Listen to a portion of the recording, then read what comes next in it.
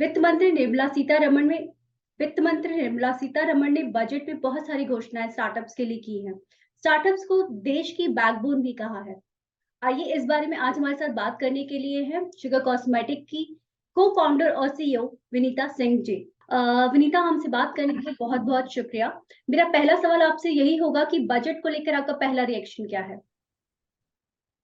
Hi Sheetal, thank you मुझे invite करने के लिए। एंड आज का बजट सुन के मैं काफी खुश हूँ। मेरी जो विश लिस्ट थी as an entrepreneur consumer sector में, उसमें से काफी चीजें आज कवर हुई हैं। तो मैं काफी ग्रेटफुल हूँ उनके बारे में। पहली बात तो सबसे ज्यादा डर कंज्यूमर बिजनेसेस एंड पूरी इकोनॉमी में था डिमांड का, कि कंजम्पशन स्लो डाउन नहीं होनी चाहिए। हमारा जीडीपी फिर भी 6 से 7% ग्रो कर रहा है। बाकी दुनिया भर की इकोनॉमीज अभी 2-3% ही ग्रो कर पा रही हैं। तो इंडिया में वो जो डिमांड का मोमेंटम है, उसको जारी रखने के लिए इन्फ्लेशन से लड़ना जरूरी है। एंड आई थिंक जो टैक्स कट्स किए हैं इनकम टैक्स में दोनों एंड पे, जो लोएस्ट एंड है स्लैब का, उसको 5 लाख से 7 लाख कर दिया गया है। एंड हाईएस्ट एंड पे जितना मैक्सिमम टैक्स आप देते थे, वो अब 42.7% से कम हो गया, 39% हो गया है। तो आई थिंक इससे काफी फायदा होगा कंजम्पशन में, डिमांड जनरेशन में। And I think the overall budget जो था वो काफी ग्रोथ ओरिएंटेड था। तो इससे I think even markets improve हुए हैं सुबह से। एंड आई थिंक जो मोमेंटम है कि हमें इस साल भी 6 से 7% ग्रोथ करनी है इकोनॉमी में, वो आई होप इस बजट के चलते मेंटेन रहेगा। विनीता, का बजट में जो अनाउंसमेंट हुई है उनको लेकर अगर बात करें तो as a startup sector, agri startup के लिए सरकार ने एक फंड बनाने की बात की है, तो उससे स्टार्टअप जो एग्री स्टार्टअप्स है उनको क्या बेनिफिट होगा? क्या तो I think C fund banana enough नहीं होता है। आई थिंक उनकी जो डिप्लॉयमेंट होती है, एग्जीक्यूशन होता है, उससे काफी फर्क पड़ता है। पर आई थिंक स्टार्टअप्स को ओवरऑल काफी मेंशन दिया गया आज। फाइनेंस मिनिस्टर ने बोला कि इंडिया विश्व का तीसरा सबसे बड़ा स्टार्टअप इकोसिस्टम है।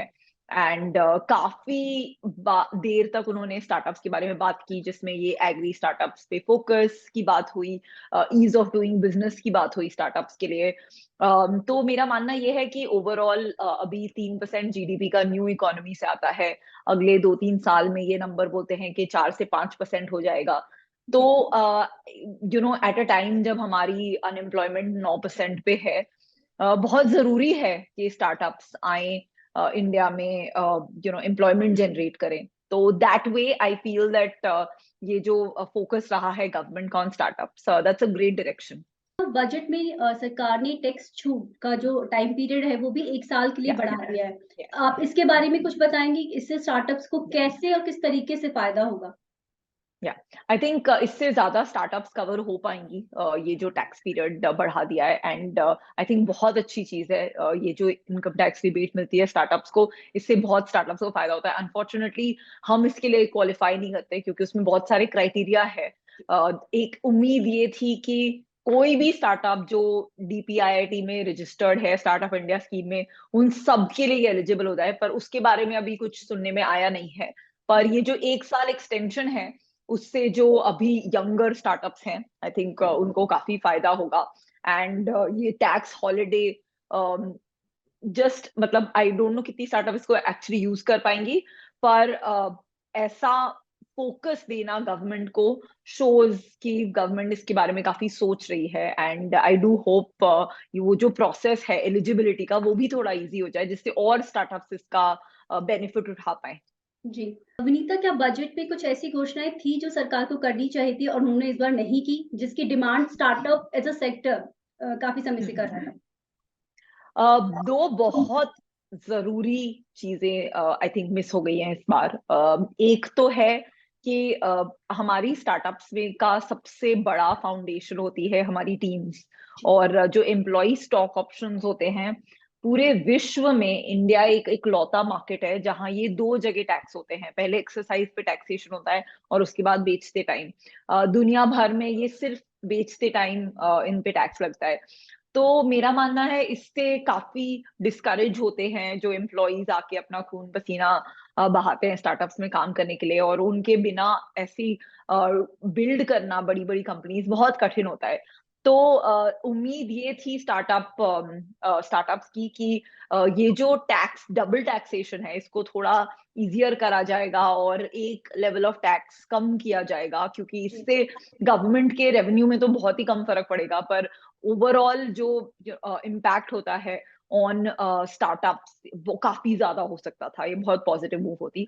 दूसरी चीज ये है कि जो कैपिटल गेन टैक्सेस हैं वो जो लिस्टेड शेयर्स होते हैं उनके लिए तो काफी पॉजिटिव है।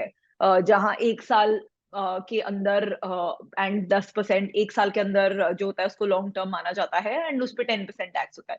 वेरएज जो अनलिस्टेड है, जो कंपनी स्टार्टअप्स के जो शेयर होते हैं उसमें अनफॉर्चुनेटली ये पीरियड 2 साल है और ये 20% है। तो अगेन एक उम्मीद थी कि अगर इसको 10% किया जाए तो काफी सारी जो फंड्स हैं जो इंडिया के बाहर बेस्ड हैं उनको भी इंसेंटिव मिलेगा इंडिया में सेटअप करने का, और ये पैसा इंडिया में ही यूज होगा, इंडिया में से ही रजिस्टर होगा। तो आई थिंक ये दो बहुत जरूरी इनिशिएटिव्स हैं जो इस बार कवर नहीं हुए, पर मेरी उम्मीद है कि अगले 1-2 साल के बजट्स में होपफुली ये बहुत इंपॉर्टेंट इनिशिएटिव गवर्नमेंट ले। विनीता, बजट को 10 में से कितने पॉइंट्स देंगी और क्यों? तो मैं इस बजट को 10 में से 7 पॉइंट्स दूंगी। मेरा मानना यह है कि ग्रोथ की पर्सपेक्टिव से जो कैपिटल एक्सपेंडिचर बढ़ा है उससे जो एम्प्लॉयमेंट जनरेट होगी, जो रूरल हेल्थ केयर रेलवेज इसमें जो एडिशनल सपोर्ट एक्सटेंड किया है, ये सब बहुत ही पॉजिटिव न्यूज हैं। अगली 12 महीने हमारी इकोनॉमी में काफी इससे बूस्ट आएगा, तो that's the good thing. I think जो एक दो कमियां रह गई है स्टार्टअप्स के पर्सपेक्टिव से वो ही लैकिंग है।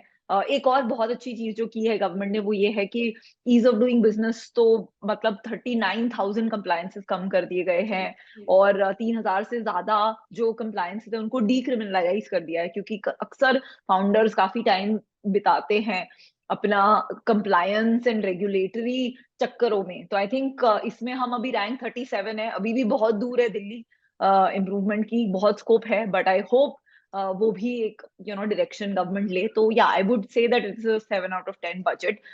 हैप्पी क्योंकि काफी सारी चीजें पहली बहुत सालों बाद हुई हैं लाइक टैक्स रिबेट, तो looking forward to a positive impact. Vinita, माना जा रहा था कि ये जो बजट है लोक लुभावन बजट होगा और हाँ, सरकार ने कोशिश की है कि वो हर तबके, हर सेक्टर, हर इंडस्ट्री के लिए कुछ ना कुछ घोषणाएं करे, जो उन्होंने इस बार बजट में की है। हम उम्मीद करते हैं कि जो स्टार्टअप सेक्टर्स की जो 2 डिमांड जिनकी बात आपने की है, वो आने वाले सालों में वित्त मंत्री जी उसको अपने बजट में शामिल करेंगी। हमसे बात करने के लिए आपका बहुत-बहुत शुक्रिया। थैंक यू शीतल, आपका भी थैंक बहुत यू। बहुत शुक्रिया।